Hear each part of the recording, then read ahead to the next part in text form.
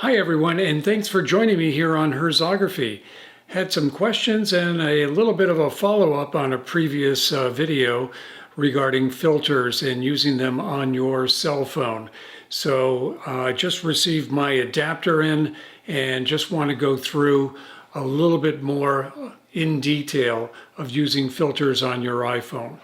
Because when shooting with your iPhone in RAW format, and you actually care about creating clean, sharp, professional quality images, you need to start thinking differently about your phone. You know, you can't treat it like a casual point and shoot anymore. You have to treat it like a real camera system. Because the moment you shoot in RAW, your iPhone stops being a phone camera and starts behaving more like a mirrorless camera with fixed lenses. And that brings us to something most important people completely overlook, and that's lens care. If you're a photographer, this will sound very familiar. When I put my professional lenses into a camera bag, every single one has a lens cap on it. Even though modern pro lenses are multi-coated, somewhat more resistant to scratches than they used to be, and they're built to handle real world abuse, I still baby them. I use front and rear lens caps, proper lens cleaning solutions, microfiber lens cloths, blowers, and I'm guessing you do too. Not because we're paranoid, but because our investment and optical quality matters. So here's the question. Why do so many people throw a $1,500 iPhone into a pocket, a bag, or console in your car with zero lens protection? Let's talk about reality for a second. A modern iPhone camera is at least over $1,000, usually around $1,500 for the flagship models. They have multiple exposed lenses. These lenses are not user replaceable or serviceable. They cannot be polished, repaired, or replaced or refinished, any of those things if you wind up getting it scratched. And what happens if one of those lenses gets scratched? Even though it's made from a sapphire crystal and it's tough protection and durable, it can still be cracked and scratched. There is no fixing it. You don't replace iPhone lenses, you replace the entire phone. And if you're watching this video, you're probably not just using your iPhone casually. It's more likely that you're using RAW format, ProRAW, you're doing manual exposure, you're using third-party camera apps, filters, tripods, external accessories, etc. Which means your actual investment is much higher than just the phone itself. So here's something a lot of people don't realize. When you shoot JPEG, the phone hides a lot of flaws. Sharpening and noise reduction cover up problems. But when you shoot in RAW, scratches show up, smudges show up, microcontrast loss becomes obvious, flare becomes uncontrollable. A scratched or dirty lens doesn't just reduce sharpness. It lowers contrast, adds unwanted haze, causes unpredictable flare, and ruins fine detail. And RAW files don't forgive that. So what is the pocket problem? Think about it. Your iPhone lives most of the day in a pants pockets with keys, bags with zippers, car consoles with dust and debris, backpacks rubbing against fabric. Your iPhone lenses are always exposed. Unlike a DSLR or mirrorless camera, there's no default lens cap, no camera bag padding, no automatic protection, yet we expect it to deliver professional results, and that's a disconnect. Over time, I've tested a few practical solutions that don't slow you down or ruin usability. Right now, I'm using a Polar Pro case with lens protection. This has become my primary solution. Why? Because it's designed for photographers, not just phone protection. It gives you physical lens coverage, filter compatibility, real-world durability. So here is the first one. It's a hinged lens cover, and this slides on like so, and then flips down. So it flips open instantly, stays attached, and closes securely. Now, this is one of the closest experiences to a real lens cap. You don't lose it, you don't fumble with it, and you actually use it. I'm not sure if these are still available. The one that is still available from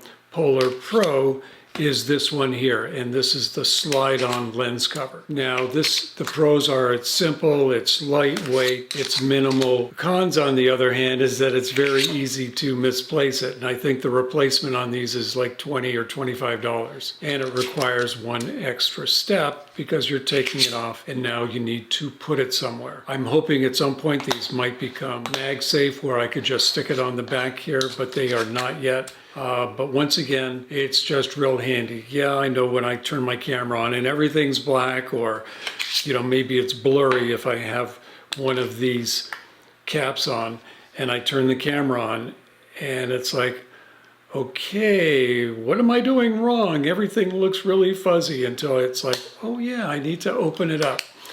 But still, indefinitely, it's better than nothing. I believe that Freewell makes a lens cover for their case. Otherwise, there is a person on Etsy making a generic cover for the lenses, and I'll put that link in the show notes. Now, the other way that I have found to cover the lens is using a filter holder and a cap. So if you're already using filters on your camera and your case accepts them, then there's some kind of filter adapter that you have for it. And this is the one that I just received from Polar Pro. It's their 67 millimeter filter adapter. And so I have already put on my Maven magnetic ring here, and that way I can use the Maven magnetic cap, and for this it just snaps right on.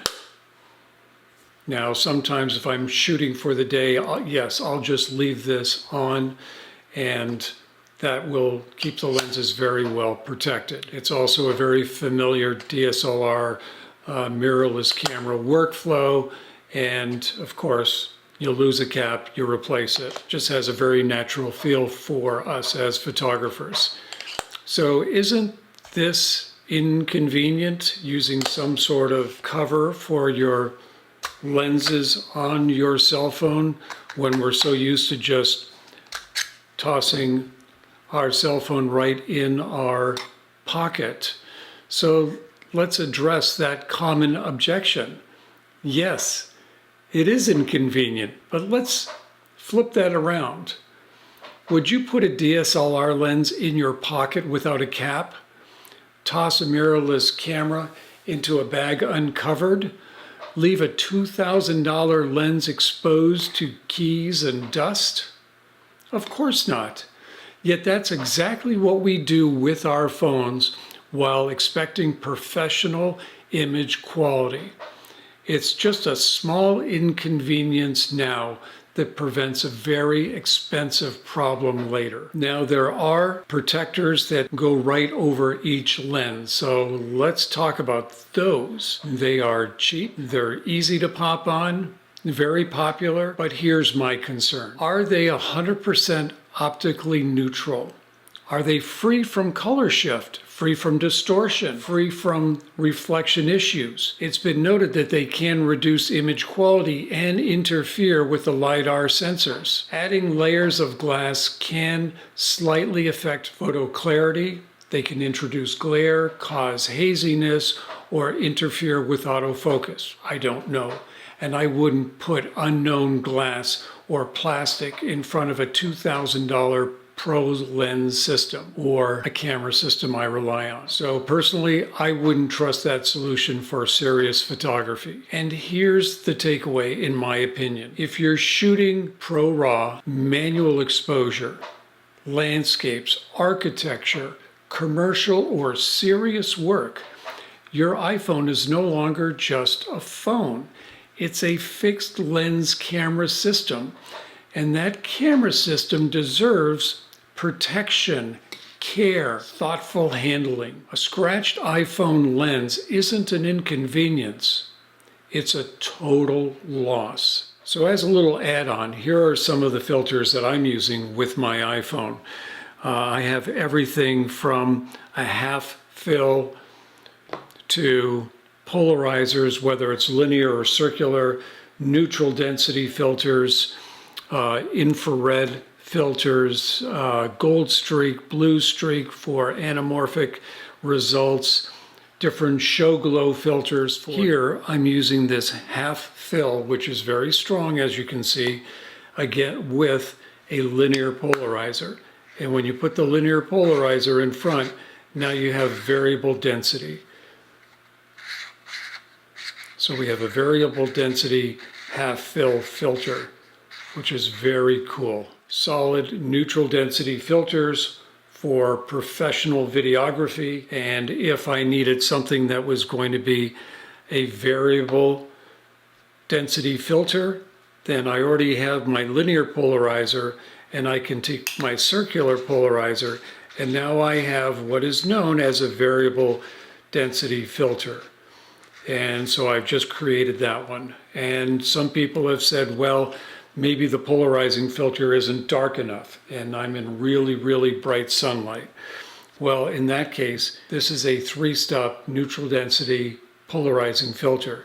And once again, by putting the linear polarizer in front, now I have a dark variable density filter.